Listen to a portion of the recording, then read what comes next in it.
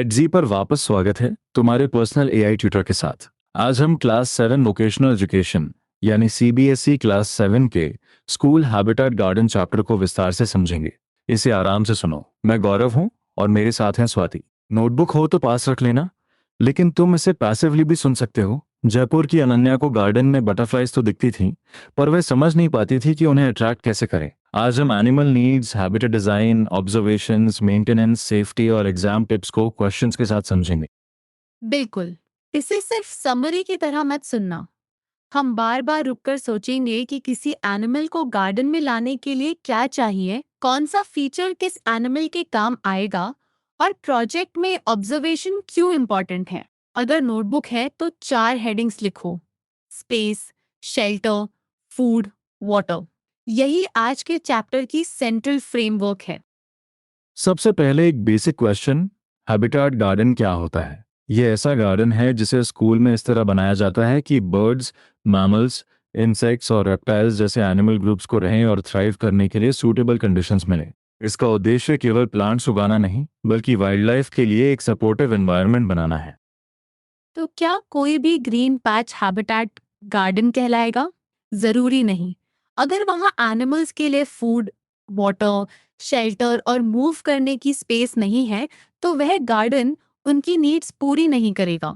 Exam point of view से यह distinction important है। हैबिटेट गार्डन प्लान होता है और स्पेसिफिक एनिमल नीड्स के आधार पर डेवलप किया जाता है। चैप्टर का प्रोजेक्ट फ्लो भी याद रखो।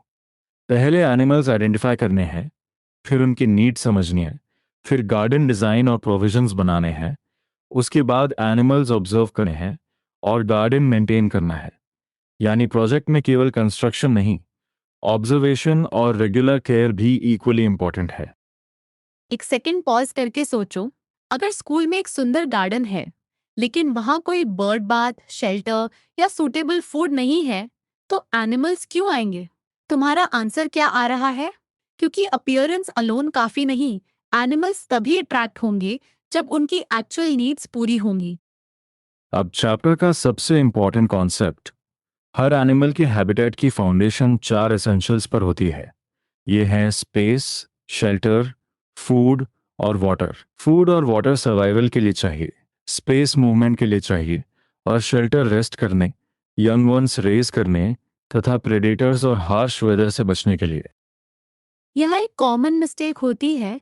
स्टूडेंट्स लिख देते हैं कि एनिमल्स को केवल फूड और वाटर चाहिए, लेकिन शेल्टर और स्पेस भूल जाते हैं।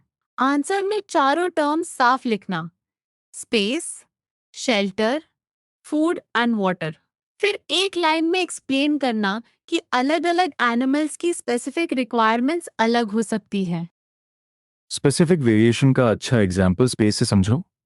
कारपेंटर एंड्स कुछ स्क्वायर सेंटीमीटर्स में कॉलोनी एस्टैब्लिश कर सकती हैं, जबकि स्पाइडर अपने बॉडी से काफी बड़ा वेब बनाती है।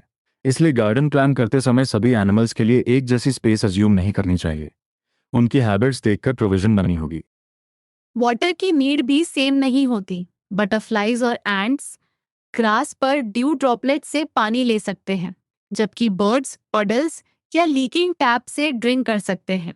इसलिए डीप वाटर कंटेनर हर एनिमल के लिए सूटेबल नहीं होगा। डिजाइन में शैलो और सेफ वाटर ऑप्शन सोचना जरूरी है। शेल्टर का एग्जाम्पल भी ध्यान से देखो। स्क्विरल्स ट्रीज में सेफ्टी पाते हैं, जबकि लिजर्ड्स फ्लैट कॉन्क्रीट सर्फेसेस पर कंफर्टेबल हो सकते हैं, क्योंकि वहां कुछ प्रेडेटर्स वॉल्स चढ़कर नहीं पहुंच पाते। इससे हमें पता चलता है कि शेल्टर का मतलब हमेशा नेस्ट या बॉक्स नहीं होता, वह एनिमल के बिहेवियर पर डिपेंड करता है।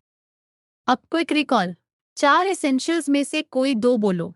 अगर तुम्हारे मन में स्पेस और शेल्टर आया, तो फूड और वाटर भी जोड़ो। पूरा आंसर है स्पेस, शेल्टर, फूड और वाटर।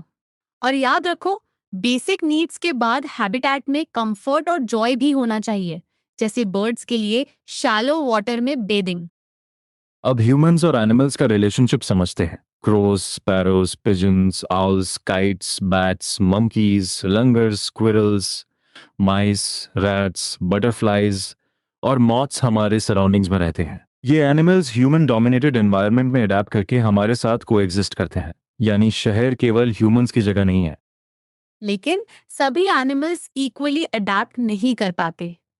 विलेजेस, टाउन्स और सिटीज बढ़ते हैं तो फार्मलैंड और फॉरेस्ट कम होते हैं। नेचुरल हैबिटेट्स श्रिंक होने पर कई एनिमल्स अनफेमिलियर टेरिटरीज में चले जाते हैं। चैप्टर हमें यह सोचने को कहता है कि अगर हमारा अपना घर अचानक छिन जाए तो हमें कैसा लगेगा। यही हैबिटेट लॉस का इमोशनल मीनिंग है। हैबिटेट लॉस के कारण लेपर्ड्स, वुल्व्स और इवन टाइगर्स के अर्बन एरियाज और फार्मलैंड्स में दिखने की बात चैप्टर में दी गई है। मेन आइडिया ये है कि ह्यूमन एक्सपेंशन एनिमल्स को उनके पुराने हैबिटेट से दूर कर सकता है। जो अडेप्ट कर पाते हैं वे हमारे साथ रहते हैं, जो नहीं कर पाते वे बचे हुए अनटच्ड एरियाज में रिट्रीट करते हैं। पिजन्स और हाउस पैरोस का कंपैरिजन कॉमनली टेस्टेड हो सकता है। पिजन्स का नेचुरल हैबिटेट क्लिफ्स और रॉकी हिल्स है, इसलिए वे बिल्डिंग्स की लेजेस पर बैठे दिखते हैं। हाउस पैरोस डेंस ट्रीज और बुशेस में शेल्टर प्रेफर करती हैं। ग्रीन स्पेसेस घटने पर स्पैरो पॉपुलेशन डिक्लाइन कर सकती है। एक प्रेडिक्शन क्वेश्चन सोचो, अगर शहर में बिल्डिंग्स तो बढ़ें लेकिन डेंस ट्रीज और बुशेस कम हो जाएं तो स्पैरोज पर क्या प्रभाव पड़ेगा? सही रीजनिंग है कि उनका प्रेफर्ड शेल्टर कम होगा और उनकी पॉपुलेशन ग्रेजुअली डिक्लाइन कर सकती है। यहाँ कॉज और इफेक्ट दोनों लिखना, केवल डिक्लाइन शब्द नहीं। अभी तक हम फर्स्ट मेजर आइडिया कवर कर चुके हैं। हैबिटेट गार्डन एनिमल्स की नीड्स पूरी करता है और हैबिटेट लॉस को समझने में मदद करता है। अगला स्टेप है अपने स्कूल के आसपास मौजूद एनिमल्स को आइडेंटिफाई करना। गार्डन ब्लाइंडली नहीं बनाना, पहले लोकल सराउंडिंग्स को ऑब्जर्व करना है। एक्टिविटी 1 में स्टूडेंट स्कूल और उसके आसपास एनिमल्स की लिस्ट बनाते हैं। पॉसिबल बर्ड्स में पिजन्स, क्रोज, स्पैरोज, काइट्स, बुलबुल, माया, मुनिया, सनबर्ड्स, वुडपेकर्स और आउल्स हो सकते हैं। स्मॉल एनिमल्स में squirrels, mice, rats, bats, मॉन्गूस, lizards और फ्रॉग्स मिल सकते हैं। इंसेक्ट्स भी नोट करने हैं। इंसेक्ट्स की लिस्ट में ants, butterflies, dragonflies, beetles, caterpillars और मस्कीटोज जैसे नाम आ सकते हैं। फिर स्टूडेंट्स को 2 ग्रुप्स बनाने हैं। कौन से एनिमल्स गार्डन में अट्रैक्ट करने हैं और कौन से नहीं। ये पसंद या डिसलाइक की बात नहीं, बल्कि स्कूल गार्डन की सेफ्टी और सूटेबिलिटी के आधार पर डिसीजन है। फॉर एग्जाम्पल बटरफ्लाइज और सनबर्ड्स डिजायर्ड विजिटर्स हो सकते हैं, जबकि मॉस्किटोज और स्नेक्स को गार्डन में अट्रैक्ट नहीं करना चाहेंगे। एग्जाम में अगर टेबल बनाने को कहा जाए तो एनिमल का नाम, उसे अट्रैक्ट करने या अवॉइड करने का डिसीजन और रीज़न क्लियरली लिखना। बस लिस्ट नहीं, डिसीजन का लॉजिक भी दिखाना। अब तुम्हारे लिए चेक। स्कूल के पास बटरफ्लाइज दिखती हैं। क्या केवल फ्लावर्स लगा देने से पूरा हैबिटेट तैयार हो जाएगा?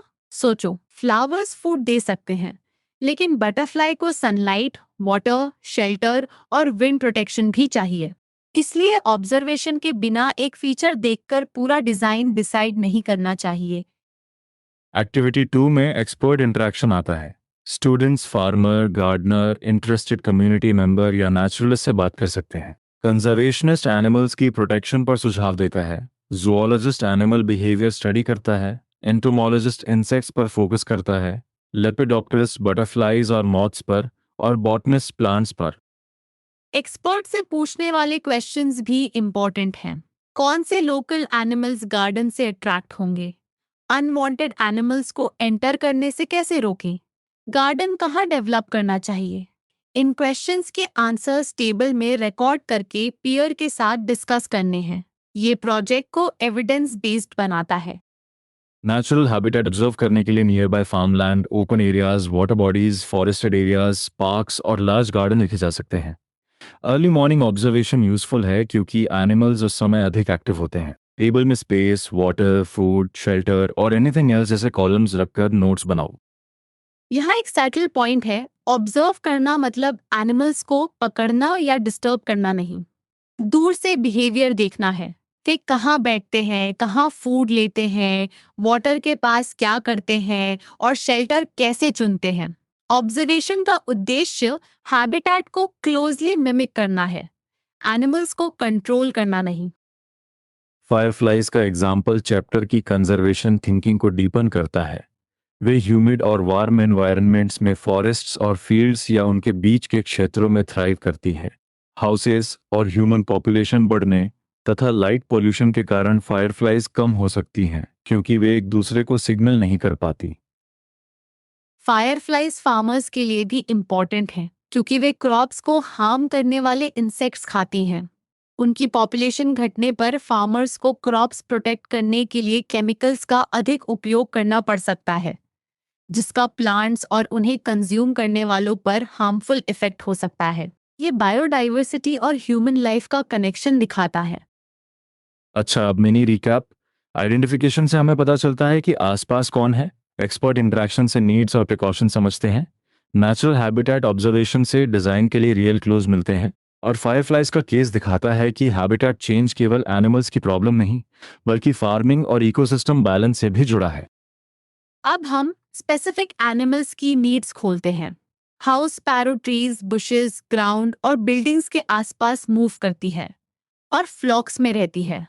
उसका फूड इंसेक्ट्स, ग्रेन्स, सीड्स और स्मॉल फ्रूट्स हो सकता है। वह डेंस बुशेस, हेजेस, ट्रीज या मैनमेड स्ट्रक्चर्स में नेस्ट बना सकती है। स्पैरो के लिए water provision any suitable water source हो सकता है। चैप्टर यह भी बताता है कि स्पैरोज मड बाथ्स और शैलो पूल्स में बेदिंग पसंद कर सकती हैं। वे फेदर्स या पेपर जैसी चीजें नेस्ट लाइनिंग में यूज करती हैं। इसलिए गार्डन में डेंस वेजिटेशन और नेस्टिंग मटेरियल दोनों यूजफुल हो सकते हैं। स्पाइडर को भूलना मत। वह सनलाइट डेफिसिट एरियाज और उन स्पेसेस में मिल सकती है जहां दूसरे इंसेक्ट्स पास करते हैं। उसका फूड एंट्स, बीज, फ्लाइज और मस्कीटोज जैसे इंसेक्ट्स हैं। स्पाइडर ड्यू से वाटर ले सकती है और सिल्क का वेब बनाती है।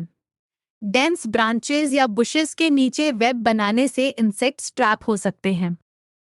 बटरफ्लाइज के लिए ओपन सनी एरियाज और फ्लावरिंग प्लांट्स इंपॉर्टेंट है। वे nectar, sugar syrup, rotten fruit या मैश फ्रूट ले सकती हैं। उन्हें बहुत कम वाटर चाहिए और वे डैम्प सॉइल या फ्रूट से वाटर लेती हैं। डीप वाटर से बचना चाहिए क्योंकि बटरफ्लाइज स्विम नहीं कर सकती और शैलो पूल के एज से ड्रिंक करती हैं। बटरफ्लाइज डेलिकेट होती हैं, इसलिए विंड प्रोटेक्शन जरूरी है। ट्रीज और बुशेस विंड ब्रेक का काम कर सकते हैं। शेल्टर के लिए ट्रीज, टॉल ग्रास और रॉक्स उपयोगी हैं। मॉइस्ट सॉइल पर बटरफ्लाइज का ग्रुप में गैदर होना मड पडलिंग कहलाता है। ये टर्म एग्जाम में डेफिनेशन या एक्टिविटी बेस्ड क्वेश्चन के रूप में आ सकती है। स्क्विरल्स ओपन स्पेसेस और लॉट्स ऑफ ट्रीज वाले एरियाज में मिलती हैं। उनका food fruits, nuts, seeds, plants और कुछ अदर एनिमल्स हो सकता है। उन्हें स्मॉल अमाउंट ऑफ वाटर चाहिए। वे ट्रीज पर, ट्रंक के पास और ब्रांचेस के फॉक में नेस्ट बनाती हैं और ट्री हॉलोस का भी उपयोग कर सकती हैं। एक fun recall, dust bathing, water bathing और मड पडलिंग में फर्क क्या है? डस्ट बेदिंग में बर्ड्स ड्राई अर्थ या सैंड से फेदर साफ करते हैं। वाटर बेदिंग में शैलो वाटर या रेन वाटर में शरीर और फेदर्स क्लीन करते हैं। मड पडलिंग में बटरफ्लाइज डैम्प सॉयल या पडल्स के पास न्यूट्रिएंट्स और वाटर अब्सॉर्ब करती हैं। अगर तुम्हें इन चार एनिमल्स की टेबल बनानी हो तो कॉलम्स होंगे स्पेस, फूड, वाटर और शेल्टर। एक्स्ट्रा ऑब्जर्वेशंस भी जोड़ सकते हो, जैसे स्पैरो फ्लॉक्स में रहती है, स्पाइडर वेब बनाती है, बटरफ्लाई विंड से प्रोटेक्शन चाहती है और स्क्विरल जनरली अकेली ऑब्जर्व होती है। टेबल आंसर को ऑर्गेनाइज्ड और इजी टू चेक बनाती है। अगर इस पार्ट में किसी एनिमल की एग्जैक्ट नीड कंफ्यूज हो तो एग्जी में उसे एक एग्जैक्ट एआई ट्यूटर डाउट की तरह पूछ सकते हो। सोक्रेटिक क्वेश्चंस तुम्हें सीधे आंसर रटाने के बजाय कंपैरिजन करने में हेल्प कर सकते हैं। जैसे बटरफ्लाई के लिए डीप वाटर क्यों अनसुटेबल है। अभी चलो डिजाइन सेक्शन में इसी रीजनिंग को यूज करते हैं। गार्डन डिजाइन करने से पहले क्लियर प्लान चाहिए। सबसे पहले लोकेशन चुनो। स्कूल ग्राउंड्स का ओपन अनयूज स्पेस, बालकनी या टेरेस। फिर सनलाइट देखो क्योंकि पूरे एरिया में फुल सनलाइट हो सकती है या कुछ हिस्से शेडेड हो सकते हैं। लोकेशन एनिमल कंफर्ट और अवेलेबल रिसोर्सेज के हिसाब से डिसाइड होगी। क्वाइट स्पेस प्रेफर किया जाता है जहां ह्यूमन मूवमेंट कम हो। एग्जिस्टिंग ट्रीज और श्रब्स वैल्यूबल हैं क्योंकि वे विंड ब्रेक और हाइड आउट्स दोनों बन सकते हैं। टेरेस पर पॉट्स बाउंड्री वॉल के पास रखे जा सकते हैं क्योंकि वॉल विंड ब्रेक की तरह प्रोटेक्शन दे सकती है। यह डिटेल डिजाइन आंसर में स्ट्रॉन्ग पॉइंट बनेगी। डिज़ाइन क्वेश्चंस में ये भी पूछना है कि कौन से एलिमेंट्स पहले से मौजूद हैं, कौन सी प्लांट्स लगानी है और वाटरिंग तथा वीडिंग के समय एनिमल्स को डिस्टर्ब होने से कैसे बचाना है। ब्रिक या सैंड वॉकवे यूजफुल हो सकता है। गार्डन लेआउट में puddling, basking, dust bathing, water baths और फीडर्स के लिए अलग स्पेसेस दिखाओ। प्लांट्स और नॉन प्लांट एलिमेंट्स दोनों इंपॉर्टेंट हैं। फ्लावरिंग प्लांट्स नेक्टर दे सकती हैं। रॉक सनी एरिया में बटरफ्लाई बास्किंग के लिए यूजफुल हैं। ओल्ड कंटेनर्स बर्ड बाथ्स या फीडर्स बन सकते हैं। स्टोन्स, लॉग्स, कार्डबोर्ड और कंपोस्ट इंसेक्ट्स के शेल्टर्स में काम आ सकते हैं। रीयूज करो, लेकिन मटेरियल सेफ और प्रॉपर्ली प्लेस्ड होना चाहिए। अनवांटेड एनिमल्स को अट्रैक्ट न करने के लिए स्टैग्नेंट वाटर अवॉइड करना है, क्योंकि मॉस्किटोज वहां सूटेबल हैबिटेट पा सकते हैं। वुड स्टैक और अनयूज्ड बॉक्सेस को टाइडी रखना है, क्योंकि वे स्नेक्स के हाइडिंग प्लेसेस बन सकते हैं। चैप्टर नेचुरल डिटरेंस का भी मेंशन करता है। ये प्रिवेंशन एनिमल को हार्म करने के बजाय एनवायरनमेंट को अनसूटेबल बनाने पर बेस्ड है। अब इमेजिन करो कि तुम स्कूल हैबिटेट गार्डन का स्केच बना रहे हो। कहाँ फ्लावरिंग प्लांट्स होंगे, कहाँ बर्ड बाथ, बटरफ्लाई के लिए शैलो मॉइस्ट कॉर्नर कहाँ होगा, इंसेक्ट शेल्टर और वॉकवे कहाँ होंगे। स्केच केवल डेकोरेशन नहीं, बल्कि प्लान को एक्चुअल गार्डन में इम्प्लीमेंट करने का गाइड है। डिज़ाइन तैयार होने के बाद क्रिएशन सीक्वेंस फॉलो करो। पहले सिलेक्टेड एरिया मार्क करो। लैंड अवेलेबल ना हो तो पॉट्स या प्लांटिंग बॉक्सेस यूज हो सकते हैं। फिर अनवांटेड प्लांट्स, डेब्रीज और रॉक्स हटाकर एरिया क्लीन करो। गार्डन बाउंड्री लाइन पाउडर से मार्क करो और एग्जिस्टिंग ट्रीज तथा श्रब्स को जितना पॉसिबल हो इनपुट करो। नेक्स्ट, लेआउट के अनुसार अलग एरियाज मार्क करो। सॉइल को डिग करके लूजन करो। प्लांटिंग फरोज बनाओ और कंपोस्ट ऐड करो। प्लांटिंग बेड के लिए चैप्टर लगभग 20 से 30 किलोग्राम कंपोस्ट प्रति 100 स्क्वायर मीटर बताता है। पॉट्स के लिए पॉटिंग मिक्स में 2 पार्ट्स सॉइल, 1 पार्ट कंपोस्ट और 1 पार्ट ड्राई लीव्स या कोकोपीट होता है।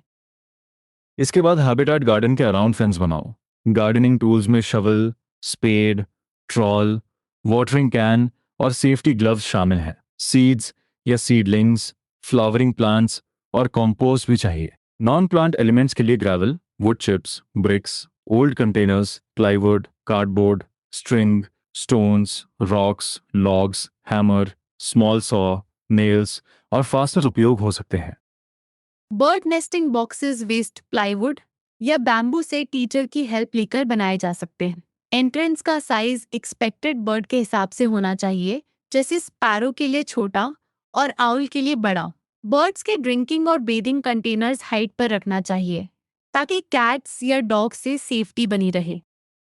बटरफ्लाई पडलिंग एरिया डीप नहीं होना चाहिए। कंटेनर में स्टोन्स या पेबल्स और सैंड रखकर उसे मॉइस्ट रखा जा सकता है। चैप्टर न्यूट्रिएंट्स के लिए पिंच ऑफ सॉल्ट और कंपोस्ट ऐड करने की बात करता है। बटरफ्लाई फीडर में रॉटन फ्रूट या शुगर सिरप रखा जा सकता है। ये प्रोविजन बटरफ्लाई की स्पेसिफिक नीड पर आधारित है। बटरफ्लाई शेल्टर नैरो और टॉल वुडन बॉक्सेस से बनाया जा सकता है, जिनमें होल्स के बजाय स्लिट्स हों। इससे बटरफ्लाईज एंटर कर सकती हैं, जबकि बर्ड्स के लिए एंट्री डिफिकल्ट होती है। बॉक्सेस को ग्राउंड से ऊपर विंड शेल्टर्ड प्लेस में रखना चाहिए। बेनिफिशियल इंसेक्ट्स के लिए लॉग्स, स्ट्रॉ, पाइन कोन्स और ब्रिक्स को स्मॉल गैप्स के साथ स्टैक किया जा सकता है। इंसेक्ट शेल्टर फ्लावरिंग प्लांट्स या कंपोस्ट पिट के पास रखा जा सकता है और लगभग 1 से 3 फीट ऊपर हो सकता है। वुडन लॉग्स, डेड ब्रांचेस और ड्राई लीव्स वाला कंपोस्ट हीप बीटल्स, एंट्स और सिमिलर इंसेक्ट्स को अट्रैक्ट कर सकता है। यहाँ प्रिंसिपल है मटेरियल, पोजीशन और गैप्स तीनों एनिमल की ज़रूरत से मैच होने चाहिए। एक क्विक चेक, बर्ड फीडर और बटरफ्लाई फीडर में क्या डिफरेंस होगा? बर्ड्स के लिए ग्रेन्स और सीड्स रखे जा सकते हैं। बटरफ्लाइज के लिए रॉटन फ्रूट या शुगर सिरप सूटेबल है। बटरफ्लाई वाटर एरिया डीप नहीं होना चाहिए।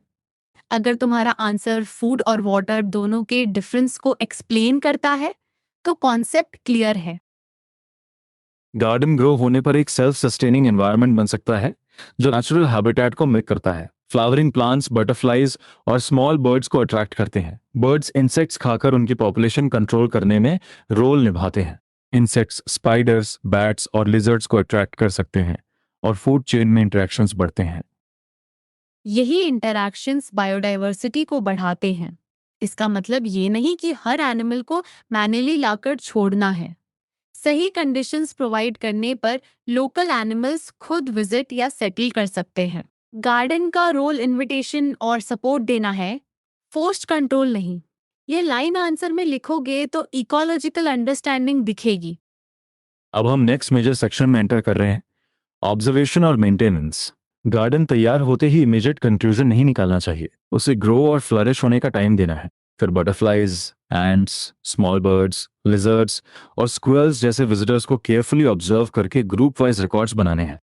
ऑब्जर्वेशन रिकॉर्ड में date, remarks, number observed, location और एक्टिविटी नोट की जा सकती है।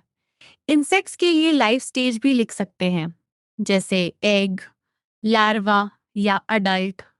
एक्टिविटी में फीडिंग, सीकिंग शेल्टर, बेदिंग और मड पडलिंग शामिल हो सकते हैं। बर्ड्स के लिए feeding, hunting, shelter seeking, bathing या पडलिंग ऑब्जर्व करना है। बेस्ट ऑब्जर्वेशन टाइम भी याद रखो। बटरफ्लाइज और बर्ड्स सनराइज और सनसेट के आसपास अधिक एक्टिव हो सकते हैं, इसलिए अर्ली स्कूल अराइवल यूजफुल है। फोटोग्राफ्स, साउंड रिकॉर्डिंग्स या स्केचेस ऑब्जर्वेशन रिकॉर्ड्स में शामिल किए जा सकते हैं, लेकिन रिकॉर्डिंग करते समय एनिमल्स को डिस्टर्ब नहीं करना है। अगर विजिटर्स बहुत कम आए तो डिसअपॉइंटेड मत होना। एनिमल्स को कॉन्फिडेंस बनाने में टाइम लग सकता है। कुछ एनिमल्स स्कूल में पहले से रह रहे हों और बाद में गार्डन यूज करें। एक्सपर्ट से डिस्कस करके सूटेबल चेंजेस करो। ये प्रोजेक्ट पेशेंस, ऑब्जर्वेशन और इम्प्रूवमेंट का प्रोसेस है, वन डे रिजल्ट नहीं। मेंटेनेंस में प्लांट्स को वाटर करना, वाटरिंग और बेडिंग कंटेनर्स भरना, बर्ड फीडर में फीड रखना, वीडिंग, क्लीनिंग और कंपोस्टिंग शामिल है। स्टैग्नेंट वाटर नहीं रहना चाहिए ताकि मस्कीटोज का सूटेबल हैबिटेट न बने। फॉलन लीव्स और स्टेम्स पाथवेज से हटाकर कंपोस्ट बेड में कलेक्ट किए जा सकते हैं। मेंटेनेंस स्केड्यूल बनाना बहुत प्रैक्टिकल स्किल है। स्टूडेंट्स छोटे टीम्स में वर्क डिवाइड कर सकते हैं और टास्क्स रोटेट कर सकते हैं ताकि एवरीवन कंट्रीब्यूट करे। चेकलिस्ट में task, responsibility, plan date, perform date और रिमार्क्स रखो। रोटेट करने से काम भी चलता है और प्रोजेक्ट टीम वर्क भी दिखाता है। कुछ शेड्यूल एग्जांपल्स हैं, प्लांट्स को एवरीडे वाटर करना, वाटर और बेडिंग कंटेनर्स एवरीडे फिल करना, बर्ड फीडर में फीड वंस अ वीक डालना, वीडिंग वंस अ मंथ करना, गार्डन एवरीडे क्लीन करना और एग्रो वेस्ट को एवरीडे कंपोस्ट करना। अपने गार्डन की ज़रूरत के अनुसार एक्स्ट्रा टास्क जोड़ सकते हो। अब एक्टिव रिकॉल, मेंटेनेंस में स्टैग्नेंट वाटर क्यों रिमूव करेंगे? सही, मॉस्किटोज को सूटेबल हैबिटेट मिलने से रोकने के लिए। फॉलन लीव्स को सिंपली वेस्ट नहीं मानना, उन्हें कंपोस्ट बेड में यूज किया जा सकता है। और टास्क्स रोटेट क्यों? ताकि सभी स्टूडेंट्स को पार्टिसिपेट करने का चांस मिले। अब कंजर्वेशन कनेक्शन समझते हैं। वाइल्ड लाइफ सैंक्चुरीज और national parks large protected areas होते हैं, जहां एक्सपर्ट स्पीशीज की प्रोटेक्शन और वेलबींग का ध्यान रखते हैं। सैंक्चुरी का लिटरल मीनिंग है safe place where one's needs are met. Small school habitat garden भी बर्ड्स, बटरफ्लाइज, इंसेक्ट्स और अदर स्मॉल एनिमल्स के लिए मिनिएचर सैंक्चुरी बन सकता है। चैप्टर में एग्जाम्पल्स भी दिए गए हैं। काजीरंगा नेशनल पार्क असम में वन हॉर्न राइनोसोरोसिस के लिए प्रसिद्ध है। भरतपुर बर्ड सैंचुरी राजस्थान में माइग्रेटरी बर्ड्स के लिए हेवन है। पेरियार टाइगर रिजर्व केरला में टाइगर कंजर्वेशन से जुड़ा है। सिक्किम का बटरफ्लाई एनक्लोजर डाइवर्स बटरफ्लाइज को सेफ हैबिटेट देता है। और कान्हा नेशनल पार्क बारासिंगा तथा अदर वाइल्ड लाइफ के लिए रेफ्यूज है। एग्जाम में सैंक्चुरी और हैबिटेट गार्डन कंपेयर करने को कहा जा सकता है। सैंक्चुरी आमतौर पर वास्ट, वेल मेंटेन्ड और एक्सपर्ट्स द्वारा मैनेज्ड एरिया हुआ है। हैबिटेट गार्डन छोटा हो सकता है, लेकिन उसका पर्पस भी सेफ स्पेस, फूड, वाटर और शेल्टर प्रोवाइड करना है। स्केल अलग है, कंजर्वेशन आइडिया कनेक्टेड है। सेफ्टी प्रिकॉशंस को कभी साइड नोट मत समझना। एनिमल्स की नीड्स के प्रति सेंसिटिव रहो और उन्हें डिस्टर्ब मत करो। उनके एग्जिस्टिंग हैबिटेट को डैमेज मत करो। टूल्स और मटेरियल्स हैंडल करते समय ग्लव्स पहनो। इंटरनेट यूज करते समय टीचर की हेल्प लो। बिना चेक किए अपलोड या डाउनलोड मत करो और पर्सनल इंफॉर्मेशन शेयर मत करो। प्रोजेक्ट के लर्निंग आउटकम्स को आंसर फ्रेम की तरह याद कर सकते हो। स्टूडेंट्स एनिमल्स आइडेंटिफाई करेंगे, उनकी स्पेस, शेल्टर, फूड और वाटर नीड्स समझेंगे, गार्डन में प्रोविजंस डिस्क्राइब करेंगे, नीड्स के आधार पर गार्डन डिज़ाइन और सेटअप करेंगे, और अट्रैक्टेड एनिमल ग्रुप्स ऑब्जर्व करेंगे। ये 5 वर्ब्स आंसर को कंप्लीट बनाते हैं। शोकेसिंग एक्टिविटी में गार्डन को विजिटर्स के लिए इंफॉर्मेटिव बनाना है। फ्लावरिंग प्लांट्स के नेम्स लेबल कर सकते हो। शेल्टर्स, वाटर कंटेनर्स और फीडर्स से बेनिफिट करने वाले एनिमल्स मार्क कर सकते हो। मड पडलिंग और डस्ट बेदिंग एरियाज भी लेबल हो सकते हैं। प्रेजेंटेशन में पर्पस, डिजाइन, टारगेट स्पीशीज और ऑब्जर्वेशंस एक्सप्लेन करो।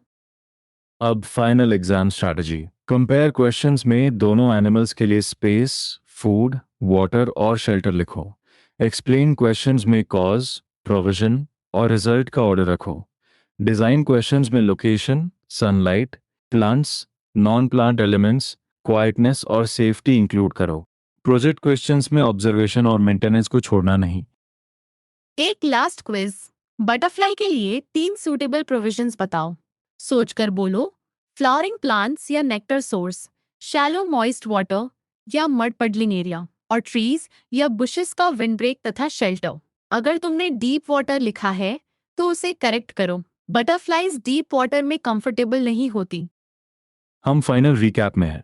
स्कूल हैबिटेट गार्डन का पर्पस बर्ड्स, मैमल्स, इंसेक्ट्स और रेप्टाइल्स के लिए सूटेबल कंडीशंस बनाना है। हर एनिमल के लिए 4 फाउंडेशन नीड्स हैं: स्पेस, शेल्टर, फूड और वाटर। डिफरेंट एनिमल्स की नीड्स अलग होती हैं, इसलिए पहले आइडेंटिफाई और ऑब्जर्व करना है, फिर डिज़ाइन करना है। कॉमन मिस्टेक याद रखो, केवल प्लांट्स लगा देना हैबिटेट गार्डन नहीं बनाता। Water, safe shelter, movement space और सूटेबल फूड भी चाहिए। दूसरा मिस्टेक है एनिमल्स को जल्दी रिजल्ट के लिए डिस्टर्ब करना। पेशेंस रखो, रिकॉर्ड्स बनाओ और नीड्स पूरी होने पर विजिटर्स का इंतजार करो। तुम्हारा कॉन्क्रीट चैलेंज ये है, अपनी नोटबुक में किसी एक बर्ड, एक इंसेक्ट और एक स्मॉल मैमल की टेबल बनाओ। उनके स्पेस, फूड, वाटर और शेल्टर लिखो। फिर एक छोटा गार्डन स्केच बनाकर bird bath, flowering plants, insect shelter और सेफ वॉकवे मार्क करो। यही चैप्टर को एक्टिव रिकॉल से मास्टर करने का अच्छा तरीका है। और अगर तुम्हें अपनी टेबल में कोई एग्जैक्ट डाउट मिले तो एडजी पर उसे क्वेश्चन की तरह टेस्ट करना। खुद से पूछो, आंसर एक्सप्लेन करो, फिर कॉमन मिस्टेक चेक करो। याद रखो, हैबिटेट गार्डन एक प्रोजेक्ट होने के साथ कंजर्वेशन की छोटी लेकिन मीनिंगफुल शुरुआत भी है। सीखते रहो, ऑब्जर्व करते रहो और अपने आसपास के लिविंग वर्ल्ड का ध्यान रखो।